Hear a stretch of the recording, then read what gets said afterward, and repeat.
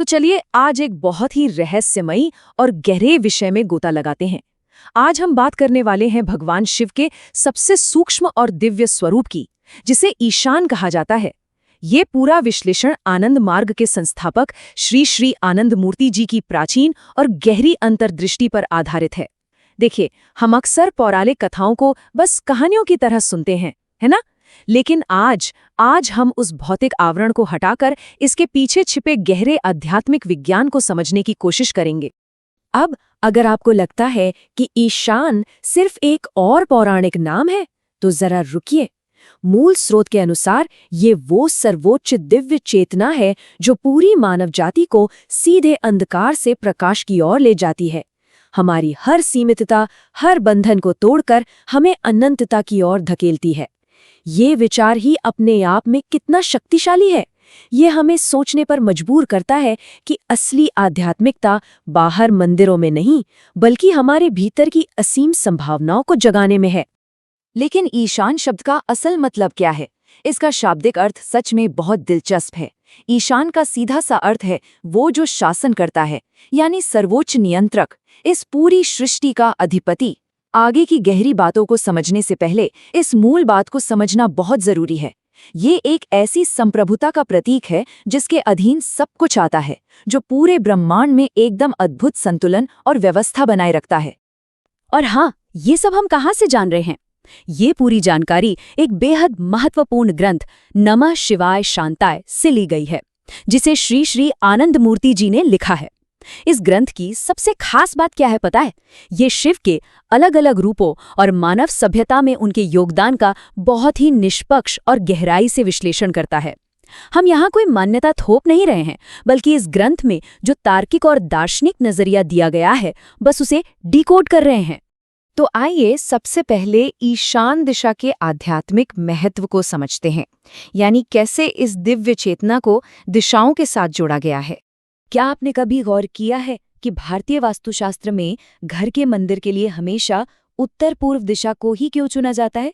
बिल्कुल, क्योंकि ईशान मुख का सीधा कनेक्शन इसी उत्तर पूर्व दिशा से है, जिसे ईशान कोण भी कहते हैं। ये दिशा ज्ञान, तप, ध्यान और ईश्वर चेतना की दिशा मानी गई है। और सच कहूं तो ये कोई इत्तेफाक नहीं है। इस दिशा के गुण सीधे तौर पर ईशान की प्रकृति से मेल खाते हैं। मतलब हमारे प्राचीन विचारकों ने भौतिक दिशाओं में भी कितनी सूक्ष्म ऊर्जाओं को पहचान लिया था, है ना? अब बात करते हैं इसके एक बहुत ही अनोखे पहलू की, शांति और कठोरता का अद्भुत संगम, जिसे हम विरोधाभास की शक्ति भी कह सकते हैं। आपको जानकर हैरानी होगी कि ईशान मुख का असली रूप एक अद्भुत द्वैत है। बाहर से देखने में ये एकदम शांत और सौम्य लगता है, जैसे कोई ठहरी हुई झील। लेकिन अंदर एक अत्यंत गूढ़ कठोरता और अटल अनुशासन छिपा है। बाहर से पूर्ण शांति और भीतर से एक ऐसा अनुशासन जो किसी भी हाल में डगमगाता नहीं।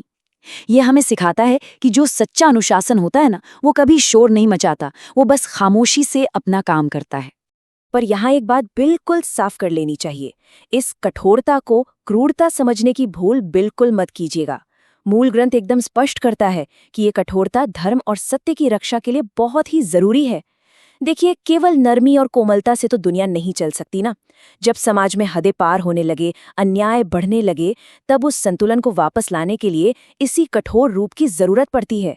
और यही वजह है कि ईशान को ज्ञान और संभार का एक परफेक्ट समन्वय माना गया है।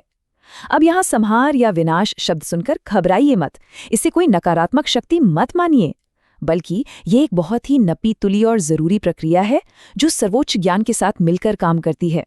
ये संहार किसी जीवन का नहीं है, ये संहार है उस अज्ञान और अन्याय का जो हमारे मन और समाज को घेर लेता है। चलिए अब बाहर की दुनिया से थोड़ा भीतर चलते हैं।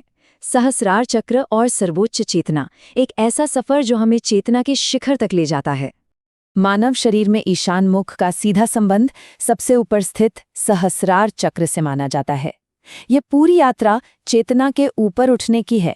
पहले कदम में हम अज्ञान की गहरी नींद से जागते हैं, फिर हमें आत्मज्ञान मिलता है और अंततः एक ऐसी अवस्था आती है जहां हम अपने ही भीतर उस परम सत्य या परम शिव को स्पष्ट रूप से महसूस करते हैं।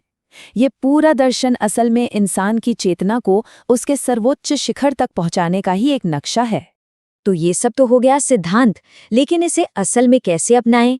सच्ची शिव साधना का मार्ग क्या है और इस प्राचीन ज्ञान को आज के जीवन में कैसे उतारें? ईशान का संदेश एकदम स्पष्ट है। हमें अपने जीवन में अनुशासन और विवेक लाना होगा। सच्ची शिव साधना का मतलब सिर्फ कोई बाहरी पूजा पाठ या कर्मकांड करना नहीं है। यह तो जिंदगी भर चलने वाली एक गहरी आंतरिक प्रक्रिया है। इसका सीधा सा मतलब है अपने अंदर छिपे अज्ञान को खत्म करना, अहंकार को जड़ से उखाड़ फेंकना और मन में मौजूद हर तरह की पशु प्रवृत्ति का संहार करना। सच मानिए, यही सबसे वास्तविक आध्यात्मिकता है।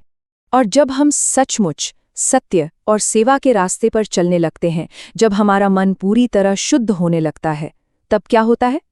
तब वो ईशान स्वरूप, वो सर्वोच्च नियंत्रक चेतना कहीं बाहर आसमान से नहीं उतरती, बल्कि हमारे अपने ही भीतर से प्रकट होने लगती है। इसका सीधा सा अर्थ है कि ईश्वरीय गुण हमारे ही अच्छे और सेवापूर्ण कर्मों के जरिए इस दुनिया में आते हैं। अगर हम आज की इस पूरी चर्चा को एक जगह समेटें तो ईशान चेतना की ये यात्रा सच में कमाल की है। ये अंधेरे से निकलकर रोशनी की तरफ जाने का एक संकल्प है, अज्ञान की जंजीरों को तोड़कर सच्चे ज्ञान तक पहुंचने का मार्ग है। और सबसे बड़ी बात, ये हमारी हर तरह की इंसानी सीमाओं को तोड़कर उस अनंतता को महसूस करने की प्रक्रिया है। सच कहें तो यही मानव जीवन का अंतिम लक्ष्य माना गया है। तो इस गहरे विश्लेषण के बाद अब एक बहुत ही अहम सवाल खड़ा होता है। अगर सच्ची शिव साधना का मतलब अपने ही भीतर के अंधेरे का संहार करना है, तो आज इसी वक्त वो पहला कौन सा भ्रम या अहंकार है जिसे आपको तोड़ना होगा, ताकि आपके अंदर की वो ईशान चेतना जाग सके? सोचिएगा जरूर, क्योंकि बाहरी दुनिया को समझने से पहले अपने खुद के भीतर के ब्रह्मांड को समझना ही ज्ञान की पहली सीढ़ी है। इस चर्चा में हमारे साथ गहराई तक जाने के लिए आपका बहुत बहुत धन्यवाद। चंद्रशेखर सर्वगुणों में जन्मिते, पिनाकपाण नमो नमस्ते, वज्र कठोर कुसुम गोरख, पिनाकपाण